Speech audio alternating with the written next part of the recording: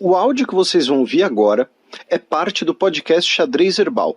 Caso vocês queiram ouvir mais sobre esse assunto e outros temas de política internacional, é só ir em xadrezverbal.com.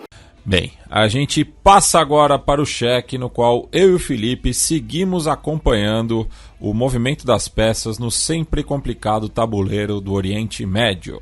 Corte Internacional de Justiça afirma que medidas são necessárias para a proteção dos direitos de palestinos garantidos pela Convenção para a Prevenção e a Repressão do Crime de Genocídio.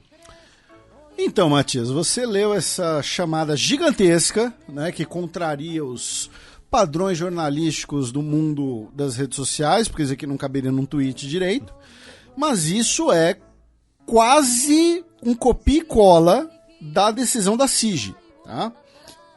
E aqui eu acho importante a gente dar uma debruçada na decisão da CIG. Quem quiser pode baixar o PDF lá, tá? O caso é o caso 192. Ah, e aí é o documento do dia 26/1/2024. Tá? É um PDF de 29 páginas, que eu baixei a versão em inglês, porque eu não tenho conhecimento suficiente de francês. Tá? E dessas 29 páginas você tem um espaço grande ali e tal, né? Tem muitos demarcadores, então é uma leitura que acaba sendo relativamente curta. Tá? Então, recomendo a todos os ouvintes que leiam lá, especialmente quem for do ramo, né, quem for aí do direito internacional, das RI, ou quiser encher nosso saco, tá? Porque aqui a gente vai falar o que está no documento. E por que eu acho importante a gente dar uma debruçada nisso, né, meu caro Matias? Porque, primeiro, quase nenhum veículo de imprensa em português fez isso, né? Ficou todo mundo contando o que viu, contando o que analisou. Né? E segundo, virou, para variar, uma guerra de narrativas. Né? Então, você teve, né, o pessoal da Hasbará, né, pró-Israel, dizendo aí, ó, viu, não tem genocídio, não tem nada, não aconteceu nada. Né? Você teve o pessoal, né, um pessoal mais pró-Israel dizendo que o negócio claramente condena Israel. Então, para evitar esse probleminha, vamos para o documento. E o documento, vou repetir o que o Matias falou, afirma que é necessário proteger os direitos dos palestinos garantidos pela Convenção do Crime de Genocídio. E vamos lembrar outra coisa. A decisão sobre o mérito, se existe ou não um genocídio em curso, vai demorar anos para sair. Essa decisão é sobre as medidas cautelares. Tá? Então vamos lá, se a gente abrir o PDF, né, a gente vai ver ali que ele é separado, principalmente em 6 capítulos. Né? Além desses 6 capítulos, nós temos uma introdução, que é a cronologia do procedimento. Né? Que, como o próprio nome diz, vai dizer, olha só, no dia 29 de dezembro de 2023, a República da África do Sul entrou com um pedido, bibibi, bobobó. Tá? Ao final desse pedido, a África do Sul solicitou, né, que fossem, né, avaliados as medidas provisórias. Né? Nessa aplicação, a África do Sul procurou a jurisdição da corte. Ao final do seu pedido, né, a África do Sul pediu, né, as medidas provisórias. Isso daqui a gente já falou aqui no programa, tá, gente? Foi no programa de início de 2024, em que a gente comentou as principais queixas da África do Sul. Lembrando que são 6 acusações da África do Sul em relação a Israel e o cumprimento da Convenção do Genocídio. Tá? Aí Israel, de acordo com as obrigações, apresentou sua defesa e tudo mais. Então é a cronologia do que ocorreu, é a cronologia que, repito, a gente já comentou bastante aqui. Tá? Aí representa, né, falaram em nome da África do Sul, tem os nomes das pessoas, falaram em nome do Estado de Israel, tem o nome das pessoas, enfim. Então é uma mera cronologia, tá? Aí o segundo capítulo é sob a jurisdição. Nesse capítulo, tá, a corte expressa as observações preliminares e expressa os principais argumentos sobre a controvérsia relativa à interpretação, aplicação e cumprimento da Convenção de Genocídio. Por quê? Vamos lembrar que uma das defesas de Israel perante a CIG foi a de que, olha só, a CIG não tem jurisdição para isso, né? A CIG não teria, segundo a defesa de Israel, jurisdição para avaliar o que está acontecendo, e Israel também alega que algumas das queixas da África do Sul se aplicam não à Convenção de Genocídio, mas ao direito internacional humanitário e o direito da guerra, tá? Aí, nesse capítulo da jurisdição, nós temos a exposição desses principais argumentos, tá? E aqui a gente não vai ficar passando por todos eles, claro, né? Mas nós temos ali uma revisão dos principais argumentos, e aí nós temos a conclusão, tá? Sobre a jurisdição, que é: sob a luz do exposto, a Corte conclui que tem jurisdição de acordo com o artigo 9º da Convenção contra o Genocídio para avaliar esse caso. Parágrafo 32. Dada a conclusão acima, a Corte considera que não pode aceitar o pedido de Israel para que o caso seja removido da lista geral de casos da Corte Internacional de Justiça. Aí nós temos o terceiro capítulo, que é a Standing of South Africa, que mantém que a África do Sul tem o direito de acessar a CIG para alegar as violações alegadas de Israel de suas obrigações sobre a Convenção de Genocídio. Aí, capítulo 4. Esse daqui, do ponto de vista jurídico, acho que é o mais importante. Os direitos cuja proteção é buscada e a ligação entre esses direitos e as medidas requeridas. Ou seja, esse capítulo 4 vai avaliar quais são os direitos que a África do Sul alega que precisam ser protegidos dos palestinos e como esses direitos estariam sendo violados e como as medidas solicitadas protegeriam esses direitos. Entenderam o que eu quis dizer? Eu estou usando no condicional sempre porque é um texto, é um momento do texto que vai debater essas conexões, tá? Essas três coisas. Então é a África do Sul falando, olha só, esse direito dos palestinos está sendo violado. Segundo, precisamos proteger esse direito. Terceiro, a proteção desse direito requer essa medida, tá? E como essas três coisas se conectam. E ao fim desse capítulo 3, tá?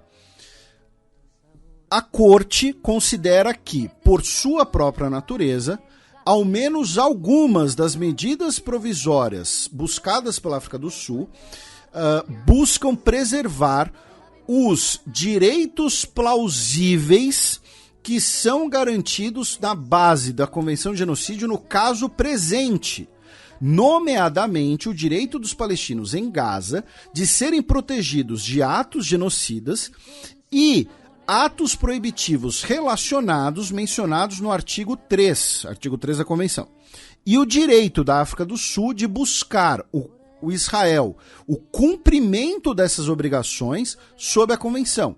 Portanto, existe uma ligação plausível entre os direitos reivindicados pela África do Sul e ao menos algumas das medidas provisórias solicitadas. Aí o capítulo 5 vai falar da urgência e da necessidade de evitar o prejuízo irreparável. Ou seja, dizer que, olha só, a Corte precisa agir logo, senão esses direitos continuarão a ser violados. Ele conclui com: sob essas considerações, parágrafo 72, sob essas considerações, a Corte considera que a situação humanitária catastrófica na faixa de Gaza está sob um sério risco de deterioração antes que a Corte emita o seu julgamento final, ou seja, antes que a Corte decida o mérito. Então, O que a Corte está dizendo é, essa situação humanitária catastrófica, sob sério risco de deterioração, justifica as medidas provisórias. 73.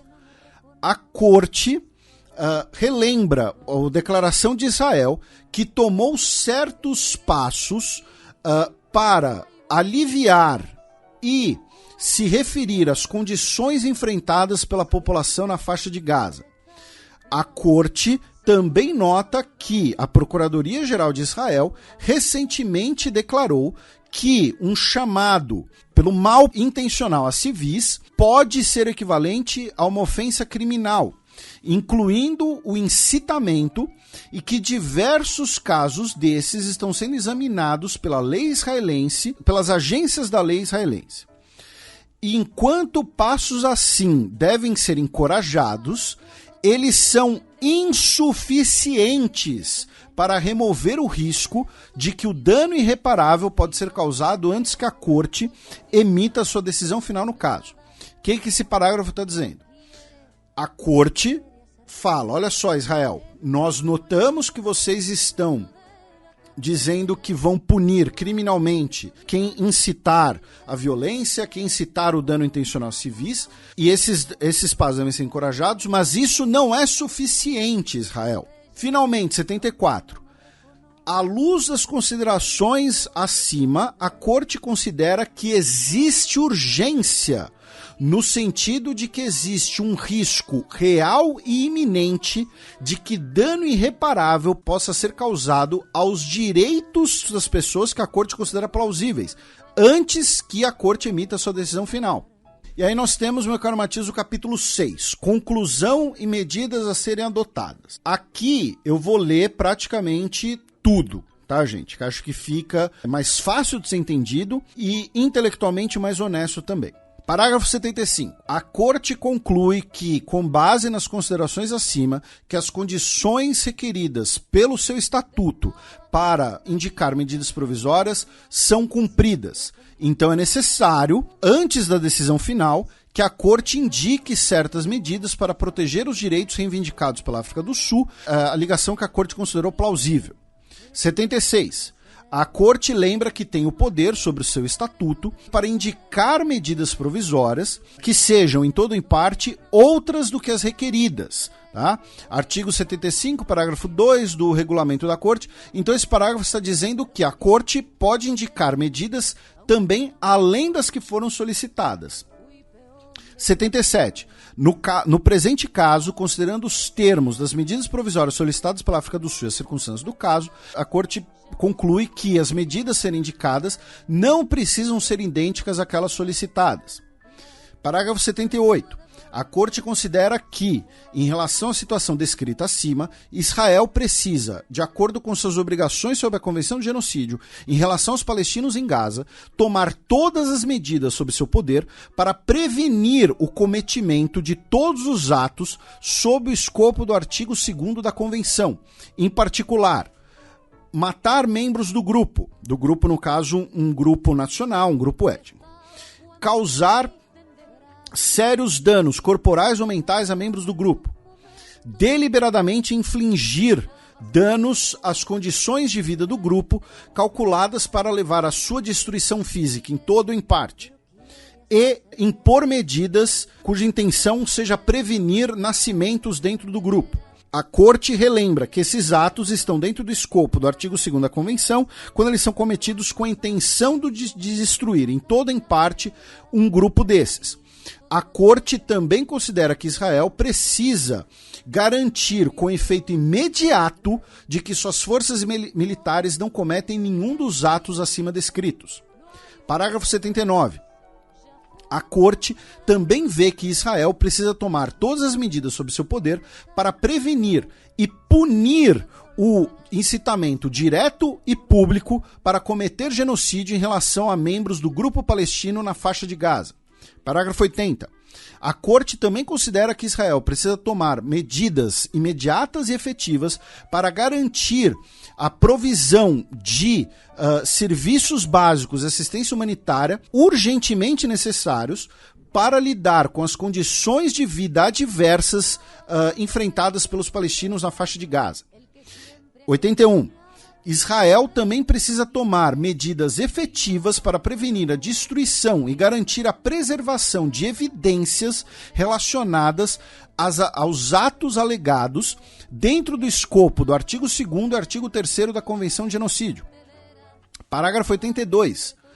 Sobre as medidas provisórias solicitadas pela África do Sul, que Israel precisa submeter um relatório à Corte com todas as medidas tomadas em efeito a essa decisão, a Corte lembra que tem o poder, refletido no artigo 78 do Regulamento da Corte, para solicitar aos atores envolvidos a fornecer informações a qualquer assunto conectado com a implementação de qualquer medida provisória que tenha indicado. À luz das medidas provisórias específicas que decidiu indicar, a Corte considera que Israel precisa submeter um relatório à Corte com todas as medidas tomadas para o devido efeito dessa ordem em até um mês a partir da data da publicação. O relatório fornecido, então, será comunicado à África do Sul, que terá a oportunidade de submeter à Corte os seus comentários. Ou seja, esse parágrafo 82 está dizendo que Israel não apenas tem que tomar essas medidas, mas que Israel tem que produzir um relatório em até um mês, detalhando todas as medidas tomadas, tá? E que isso será fornecido ao outro ator do contencioso. Parágrafo 83. A Corte lembra que suas ordens sobre medidas provisórias sob o artigo 41 do Estatuto têm efeito vinculante, então criam obrigações internacionais legais para qualquer ator a quem as medidas provisórias sejam endereçadas. O que a Corte está lembrando aqui o que a gente escrever aqui é obrigatório. Aí entra, né, o meu lado cético do direito internacional. A maneira de tornar isso obrigatório, né, se um país não cumpre uma decisão da CIG, o Conselho de Segurança da ONU pode impor sanções. O Conselho de Segurança da ONU dificilmente vai impor sanções contra Israel. Mas vamos continuar. Parágrafo 84. A Corte reafirma que a decisão dada no presente procedimento de nenhuma maneira pré-julga a questão da jurisdição da Corte para lidar com os méritos do caso ou quaisquer questões relacionadas à admissibilidade da aplicação ou dos méritos em si. Deixa sem afetar os direitos dos governos da República da África do Sul e do Estado de Israel de submeterem seus argumentos em respeito a essas questões. Parágrafo 85.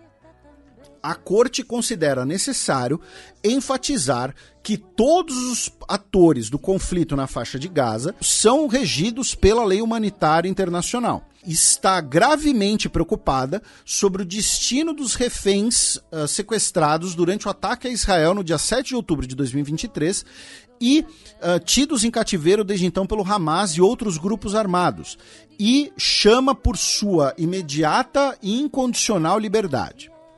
Parágrafo 86. Por essas razões, a Corte indica as seguintes medidas provisórias. E aí, as medidas têm os placares, tá, gente? Os placares dos votos.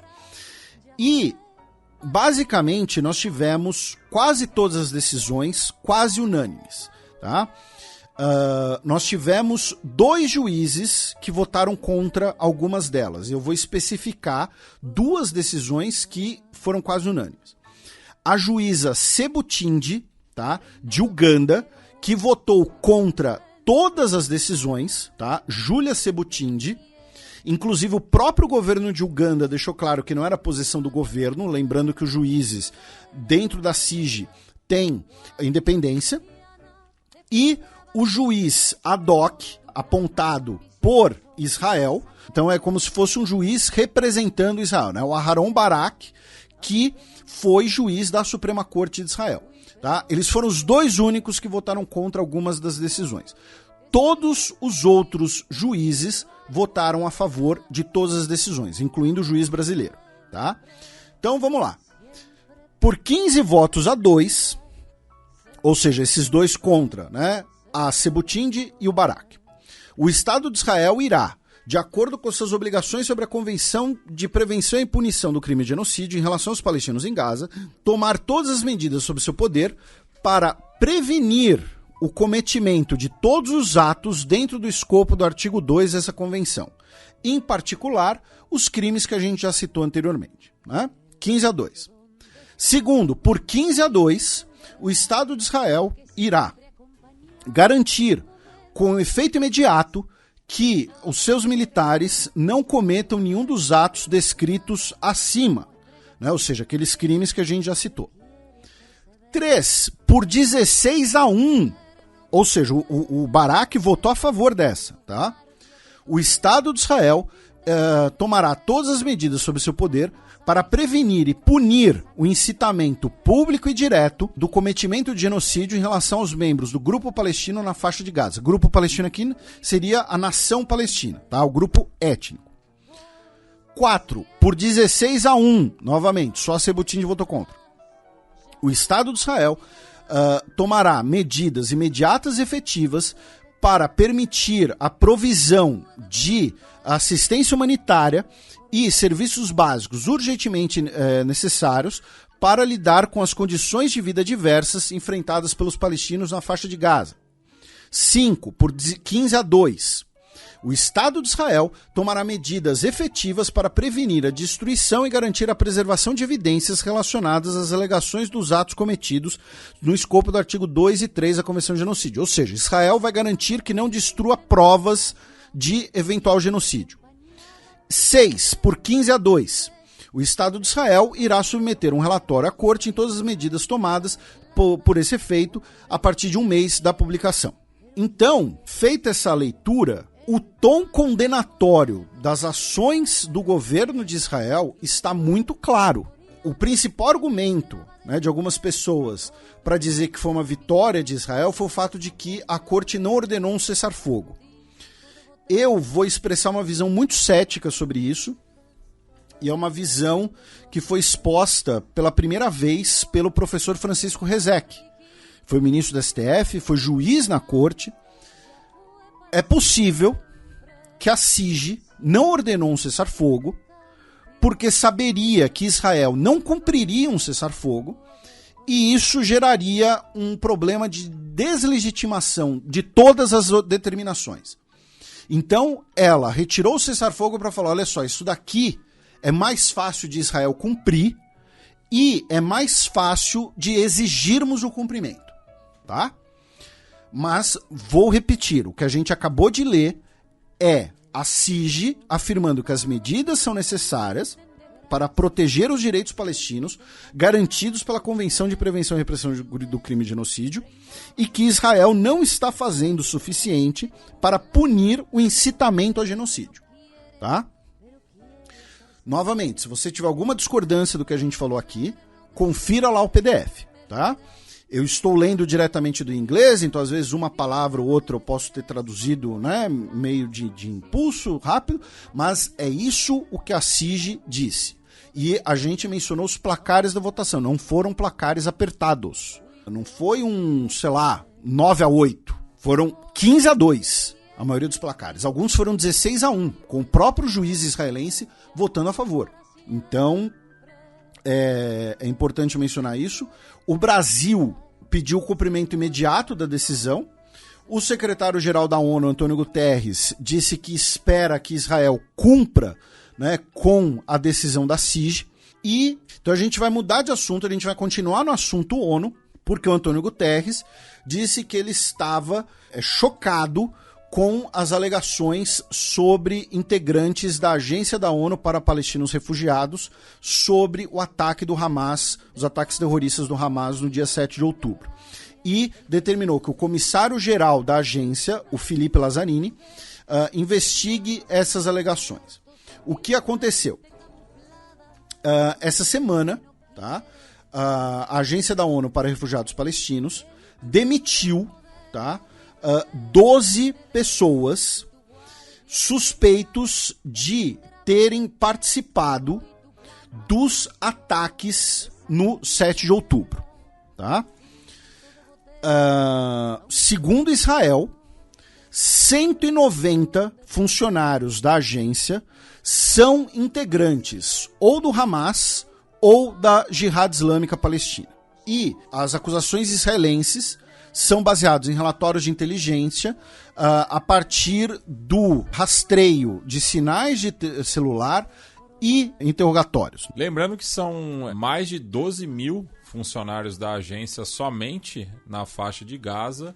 E de acordo, né, com um artigo publicado no Wall Street Journal, 10% deles teriam ligações com militantes. Daí não especifica de qual grupo, né? Só que também esse artigo gerou bastante polêmica, né? Porque uma das autoras já fez parte das Forças de Defesa de Israel. No caso, a Carrie Keller-Lin. E você falar que tem uma ligação com militantes... muitas vezes, por exemplo, você tem uma pessoa que trabalha na agência da ONU e o irmão dela é integrante do Hamas. Saber qual que é a responsabilidade... Ou mesmo uma questão de mediação, assim, né? Tipo, Não, um familiar, alguma coisa assim. Então, se a gente... Vamos considerar que os 190 integrantes que Israel afirma que são integrantes do Hamas e da Jihad Islâmica Palestina sejam, de fato, tá? Isso dá 1,5% dos funcionários da Agência de Refugiados da ONU em Gaza, tá? Porque no total, né, a agência ela tem cerca de 30 mil funcionários em Gaza, na Cisjordânia e em países da região onde você tem campos de refugiados palestinos, tá? E aí, tem uma coisa que eu acho muito importante mencionar, meu caro Matias, que a criação da agência, né, da ONU para refugiados palestinos no Oriente Próximo, né, que é o nome inteiro dela, teve uma pressão do nascente Estado de Israel e também, principalmente, do Reino Unido. Por quê? E aí, algumas pessoas podem falar assim, poxa, Felipe, mas por que tem uma agência da ONU só para refugiados palestinos, né? Você tem uma agência da ONU, né, o Alto Comissariado da ONU, para refugiados, né, no geral, né? Só que ela foi criada em 1950, né, depois da Agência da ONU para os Refugiados Palestinos, para lidar especialmente com os refugiados da Segunda Guerra Mundial, os refugiados europeus da Segunda Guerra Mundial. Que é a Acnur, né? Que é o Alto Comissariado das Nações Unidas para os Refugiados. Exatamente. E você teve uma pressão, como eu disse, especialmente do Reino Unido no primeiro momento, né, para que fossem agências separadas, né? Porque você teve a Organização Internacional dos Refugiados, né, que foi criada dentro da ONU, e ela é sucedida pelo Acnur, tá? E esses refugiados, especialmente europeus, como a gente mencionou, ou seja, consequência da Segunda Guerra Mundial, e que incluíam muitos judeus sobreviventes do Holocausto. Então, a Agência da ONU para Refugiados... E parte deles foi para Israel. Exatamente, exatamente. A separação dessas duas agências, ela... eu não estou dizendo aqui, gente, tá, que Israel que criou a Agência para os Refugiados do Palestina, ela determinou, até porque era um Estado nascente. Mas isso foi de acordo com interesses israelenses que, especialmente com um diálogo e pressão via Reino Unido e Estados Unidos, você manteve os assuntos separados. Por quê? Porque com a Agência da ONU para os Refugiados Palestinos, a ideia era assentá-los em algum lugar, em campos de refugiados na Jordânia, por exemplo, e, no interesse de Israel, evitar o que os palestinos chamam de direito de retorno. Enquanto a Agência para os Refugiados Europeus, parte dessa agenda, parte dessa política, era a migração dessas pessoas, que essas pessoas fizessem aliar para Israel, migrassem para Israel. Né? Inclusive, nós temos um famoso episódio, né, que foi o do SS Êxodo, né, Êxodos, né, que em 1947, né, tinha cerca de 4.500 pessoas a bordo, tá? Refugiados judeus tá, da Segunda Guerra Mundial, sobreviventes do Holocausto. Você tinha essas pessoas migrando, né, para Palestina britânica ainda, Israel ainda não tinha declarado sua independência, fundado como um Estado. Os britânicos, inclusive, tentam impedir que o navio chegue na Palestina, e você tem uma tentativa, né, de devolver essas pessoas para a França, depois elas são desembarcadas na Alemanha, né? Então aí você tem o Irgun depois realizando um ataque à bomba em Haifa em represália a esse episódio. Então, assim, tudo isso que eu tô falando aqui nesses minutos, tá? Óbvio que é mais complexo do que isso. E vou repetir, eu não estou dizendo que a agência da ONU para os refugiados palestinos foi criado porque Israel mandou. Tá? O Estado de Israel não tinha o poder para isso naquele momento. Tá?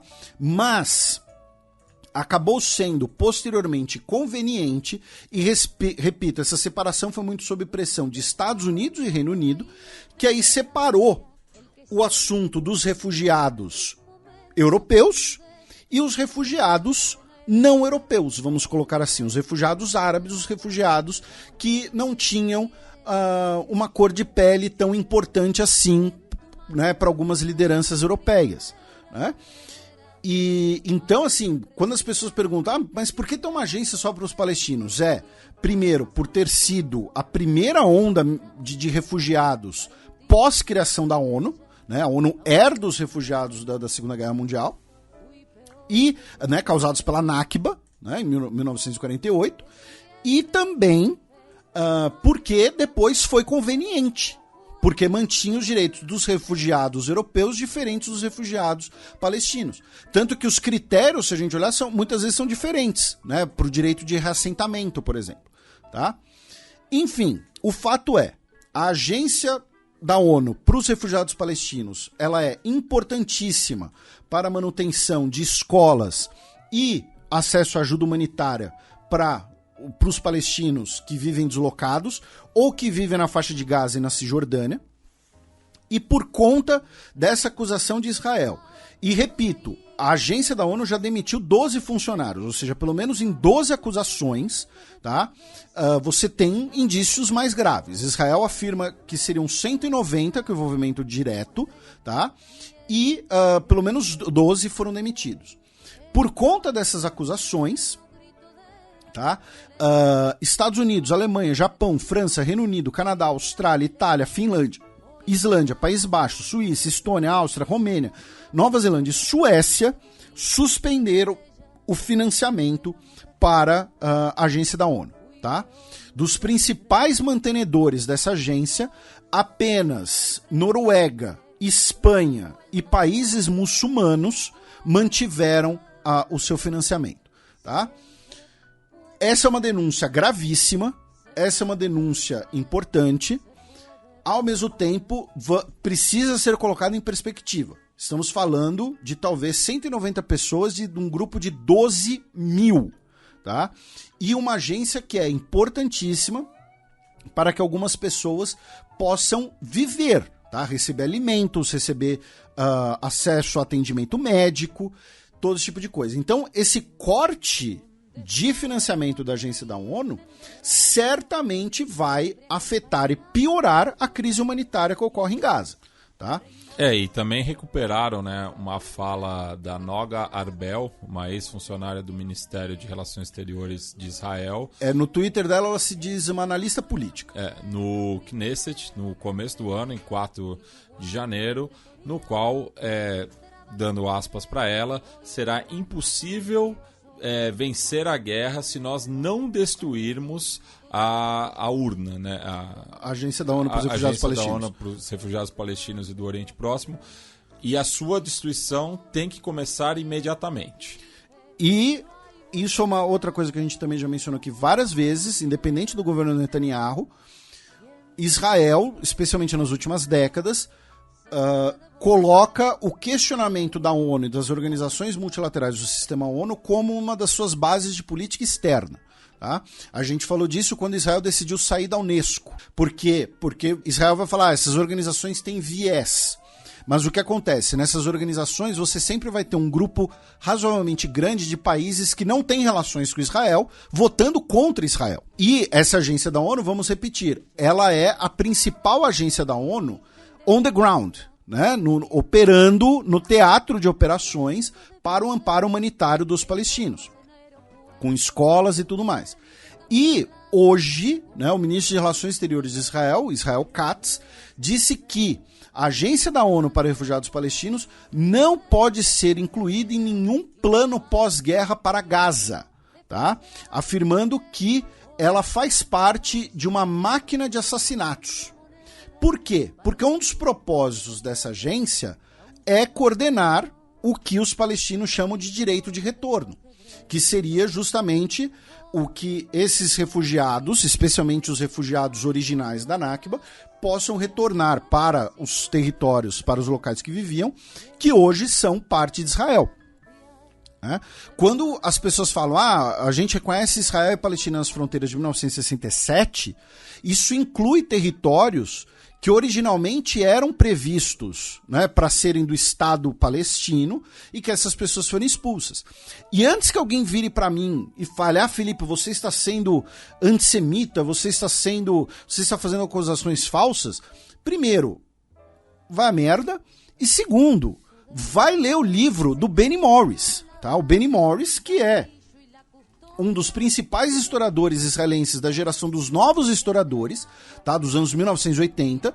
Por que novos historiadores? Porque são historiadores que vão ter uma visão justamente mais crítica da fundação de Israel. Ele, além de ser um judeu, ele é um sionista. Uma das principais obras dele é A Origem do Problema Refugiado Palestino, 1947-1949. Ele tem diversos livros sobre a fundação de Israel, sobre a guerra de independência de Israel, sobre a expulsão de palestinos, sobre atrocidades cometidas por tropas israelenses no período. Ele também vai cobrir, obviamente, atrocidades cometidas por grupos armados árabes, tá? Então, assim, novamente, quer brigar com a realidade? Lê o Benny Morris primeiro, tá? Antes de vir com um chavão pra cima de Moá. Aí, meu caro Matias, uma outra notícia ligada ao sistema ONU foi que, segundo a Unicef, 19 mil menores de idade de Gaza estão órfãos e sem adultos responsáveis. 19 mil pessoas menores de idade não têm mais um adulto responsável em apenas 100 dias. Tá? Isso é uma barbárie. Tá? E a gente já falou isso aqui. O que vocês acham que vai ser do futuro dessas 19 mil crianças? O órfão que viu seus pais morrendo num bombardeio hoje é o potencial terrorista do Hamas de amanhã. Mas, enfim, as pessoas parecem que não pensam nisso. E fazendo eco para isso, né, o Chris Hedges, que foi prêmio Pulitzer e por 15 anos foi chefe do escritório de Oriente Médio do New York Times, comentou, né, que crianças foram mortas em conflitos que cobri, mas nunca tinha visto soldados atraírem crianças como ratos caminhando para armadilhas para logo depois matarem elas por esporte. Então, palavras muito duras, né, de um jornalista premiado. E aí, meu caro Matias, a gente vai pro evento, né, e vai ter um vídeo sobre isso que relaciona com o que você está falando. Nós tivemos um evento nessa semana chamado Retorno para Gaza, né, que reuniu 12 integrantes do gabinete do governo fascista do Netanyahu. Tá? O Netanyahu, ele é um proto-fascista e o governo dele hoje é um governo fascista. Tá? Um governo que tem como ministros Itamar Ben-Gvir, o Bezalel Smotrich, que a gente já falou aqui mesmo antes disso tudo que acontecer, né? As visões que eles têm de mundo, isso tem nome, isso é fascismo. Tá? O Itamar Ben-Gvir, inclusive, é um seguidor do Kahanismo, que é o fascismo israelense. Tá? Além de 12 ministros, nós também tivemos diversos deputados, e esse evento, de volta à faixa de Gaza, pede pela recolonização israelense de Gaza, pela expulsão dos árabes do território, Tá? Inclusive, né, uma das líderes colonas, né, a Daniela Weiss, que a gente também já repercutiu com uma entrevista com ela, ela fala que os outros países árabes que têm obrigação de receber esses monstros, tá? Disseram que as famílias que foram expulsas em 2005, né, quando Israel sai da faixa de Gaza, têm todo o direito de retornar, e que os soldados também têm direito de construir as suas casas na faixa de Gaza. Tá?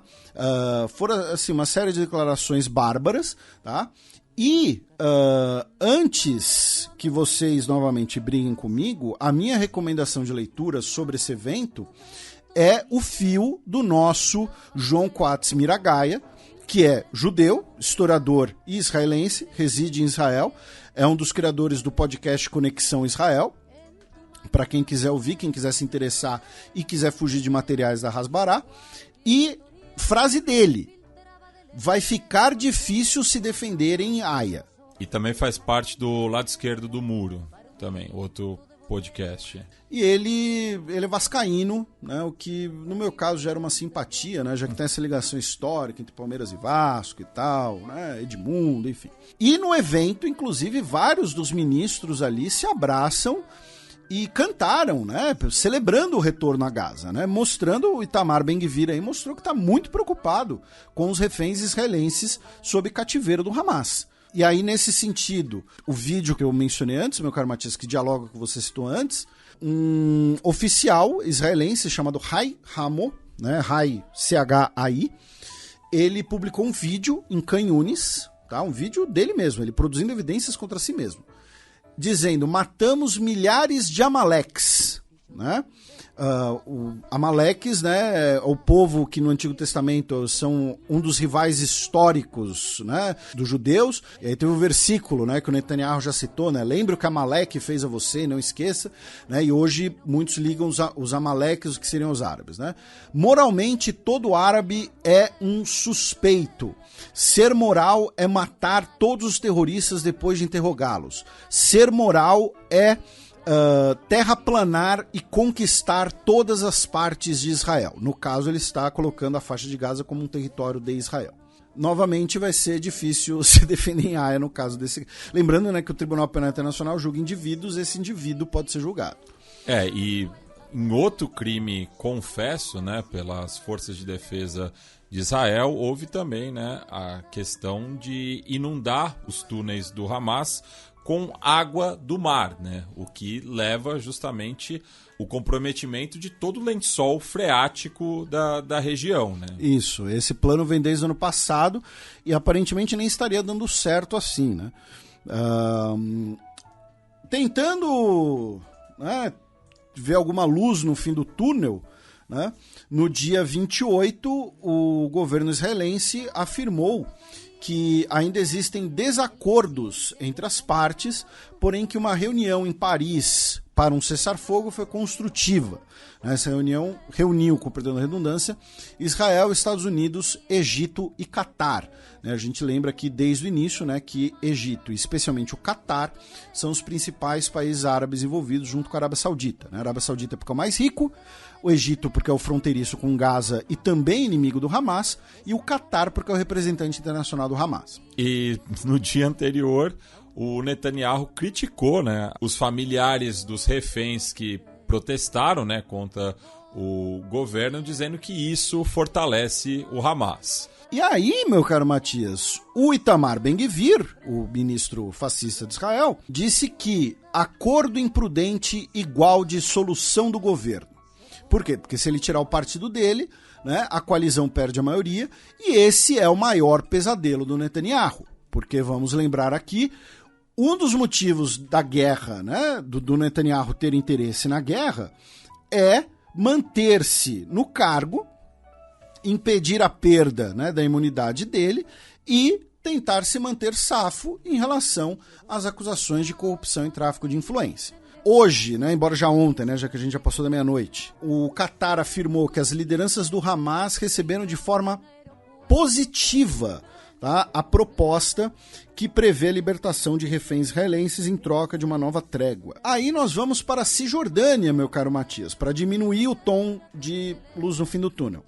Já que no último dia 30, nós tivemos uma operação das Forças Especiais de Israel, na qual integrantes se vestiram de funcionários médicos, entraram em um hospital, o Hospital Ibn Sina, que fica na cidade de Jenin, na Cisjordânia, e mataram 3 palestinos que seriam integrantes da Jihad Islâmica Palestina, tá?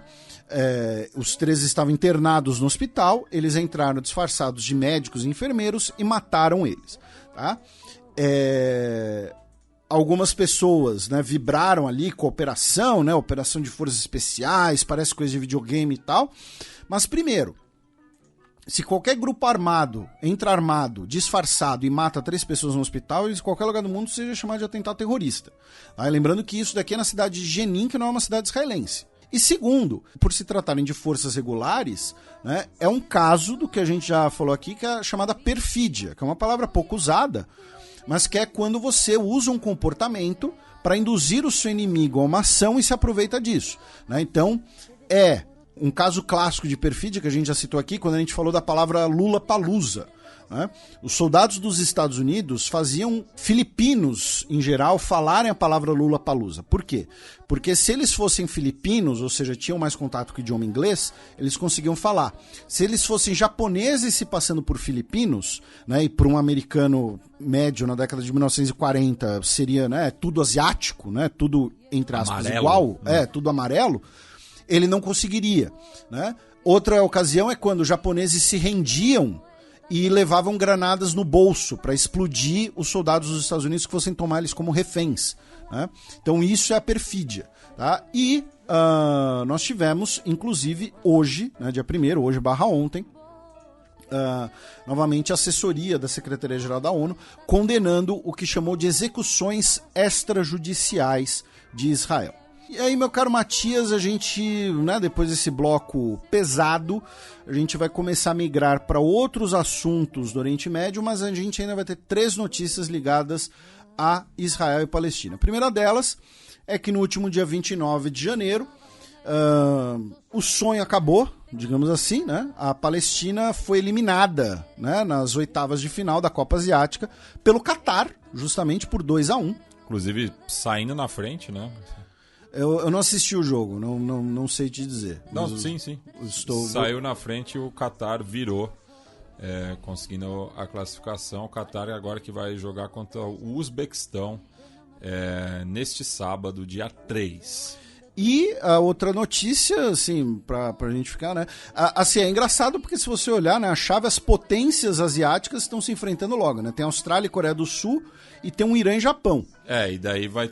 Enquanto isso tem um Catar e Uzbequistão. E Tadiquistão e Jordânia. Isso, é o melhor Tadiquistão da história, viu? Sim. Melhor campanha da história do Tadiquistão. O senhor respeite o Tadiquistão. É tão a melhor campanha que é a primeira vez que eles estão disputando a fase final da Copa Asiática. Pois é, o senhor respeite, entendeu? É o maior da Ásia Central. E a Jordânia que acabou eliminando o Iraque com bastante polêmica, né, da arbitragem, e a Síria que acabou sendo eliminada também pelo Irã nas penalidades, né? A Síria que também estava fazendo uma campanha a melhor da sua história, isso. Então, tá aí os resultados alguns resultados da Copa Asiática. Outra notícia é que diversos artistas suecos assinaram um manifesto pedindo que Israel não participe do Eurovision 2024. Né? A Suécia é o país anfitrião dessa edição. Israel costuma participar do Eurovision, né? O Eurovision, que a gente já comentou aqui algumas vezes, né? É muito importante para os europeus, para os suecos, inclusive, bastante, né? Por conta do ABBA. E Israel, inclusive, que já sediou, né? Porque o país sede é o que ganhou a última edição. Isso, bem lembrado, tinha esquecido disso. e eles afirmaram que aceitar a participação de Israel normalizaria a violação de direitos humanos. Lembrando que Israel participa desde 1973, né, do Eurovision, à frente de muitos outros países europeus, né? Por exemplo, a Grécia, o Chipre, a Islândia, a Bósnia, claro, daí os países que se dissolveram depois, mas Israel tem mais de 50 anos aí participando do Eurovision, e o último país não europeu que entrou na disputa foi a Austrália em 2015. Geograficamente não europeu, embora, né, você seja visto, a narrativa, né? E como você já explicou aqui algumas vezes, e nós temos o Fronteiras Invisíveis sobre a história de Israel, Israel é o único país do mundo que já disputou jogos de eliminatórias de Copa do Mundo em todos os continentes, né? Porque, por razões de segurança, né, Israel foi sendo, digamos assim, empurrado, né, pelas confederações e tal. Inclusive a seleção de futebol de Israel e os clubes israelenses de futebol jogam as competições europeias, né, inclusive por razões de segurança. E eu fui aos autos aqui, Felipe. A Suécia é o segundo país que mais sediou o Eurovision, né? Só atrás do Reino Unido, e está empatado com a Irlanda. Os meus parcos conhecimentos dizem que a Suécia é o país que mais se importa com o Eurovision, assim. Eles veem Eurovision como Copa do Mundo, entendeu? Talvez porque eles possam ganhar o Eurovision, né? Copa do Mundo acho que eles não vão ganhar. Né? Chegaram perto, 58 e 94, mas enfim.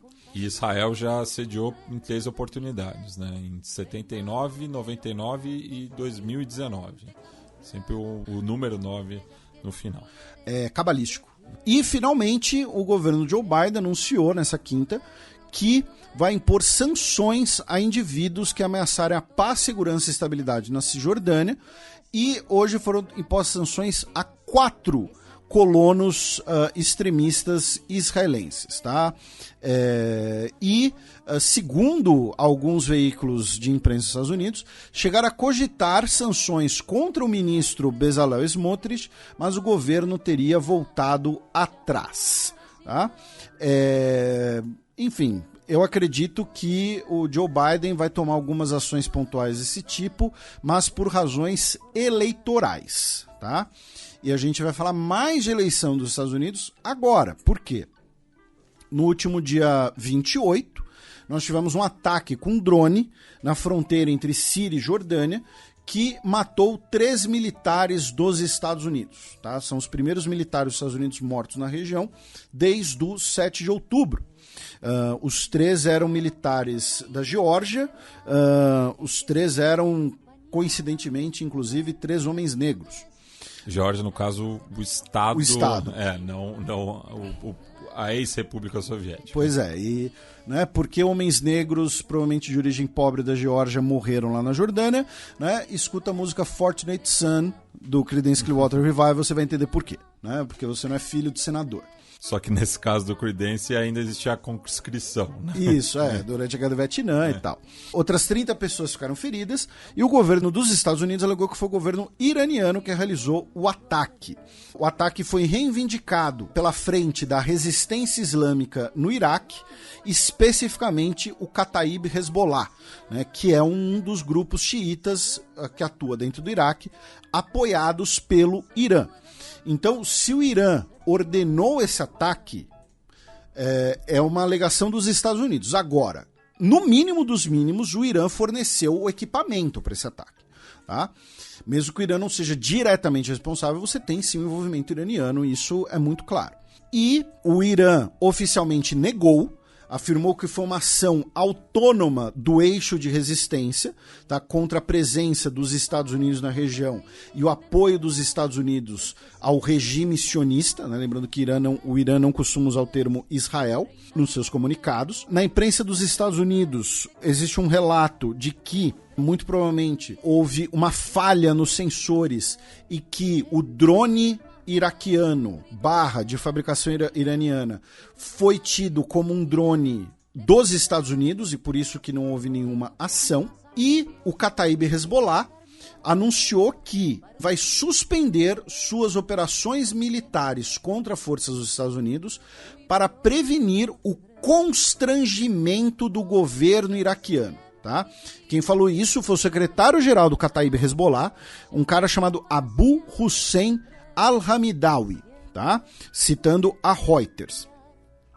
Por quê? Porque o governo iraquiano não manda mais o próprio país, né? Então, muito provavelmente, o primeiro-ministro do Iraque, que é xiita, ligou para os caras do Kataib Hezbollah e falou: olha só, vocês estão ferrando com a imagem do meu governo, vocês estão ferrando com a gente ao fazer isso, né? Então segura essa onda aí. Então, no comunicado eles deixam muito claro: vamos suspender as ações para evitar o constrangimento do governo iraquiano. De qualquer maneira, o governo Joe Biden já anunciou que vai realizar ataques retaliatórios precisos para a cadeia de suprimento de armas dos grupos pró-Irã.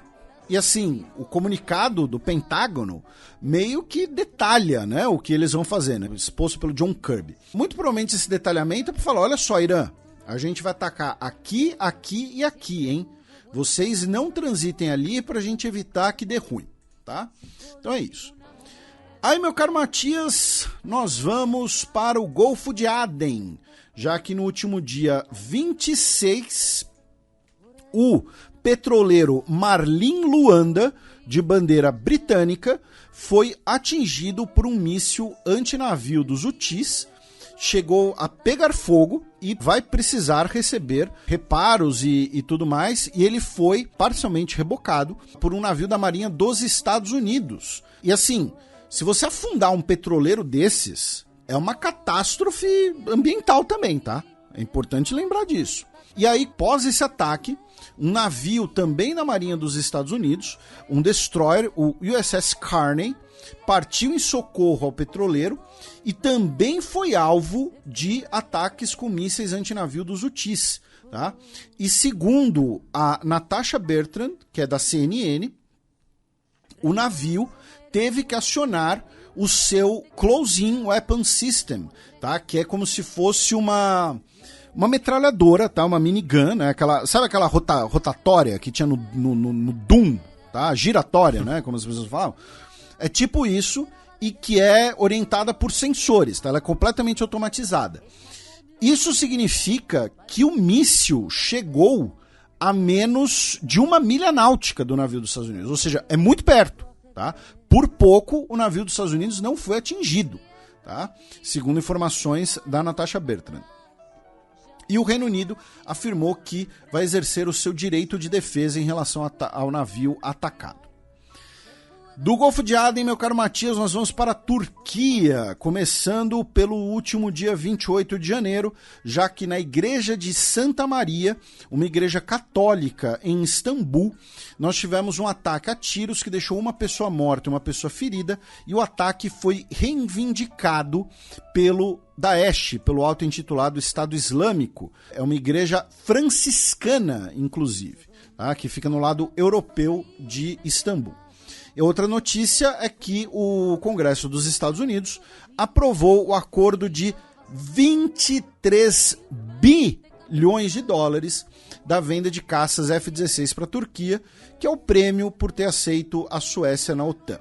Da Turquia, nós vamos para o Irã, já que o Irã executou 4 pessoas que seriam ligadas ao Mossad e que fariam parte de um plano para colocar uma bomba em uma indústria iraniana, tá? Eles foram, então, executados, porém, uma organização curda baseada na Noruega afirmou que as pessoas que foram executadas eram de origem curda e sofreram discriminação e confessaram sob tortura, né? Lembrando que isso é inválido, tá? Não existe confissão sob tortura, tá? Se você confessou sob tortura, isso não quer dizer que você falou a verdade, tá? Né? Tem gente que acha que é válido, né? Tem gente que usa camiseta de torturador e depois reclama porque um juiz ficou pé da vida porque roubaram a caneca do Corinthians dele, né? Não só roubaram, né? Pois é. Mas enfim, a gente falou de punitivismo antes, né? Citando a versão contemporânea do Foucault. Isso, a versão contemporânea do Foucault tem que vigiar e punir mesmo. Aí vamos para o Paquistão, meu caro Matias.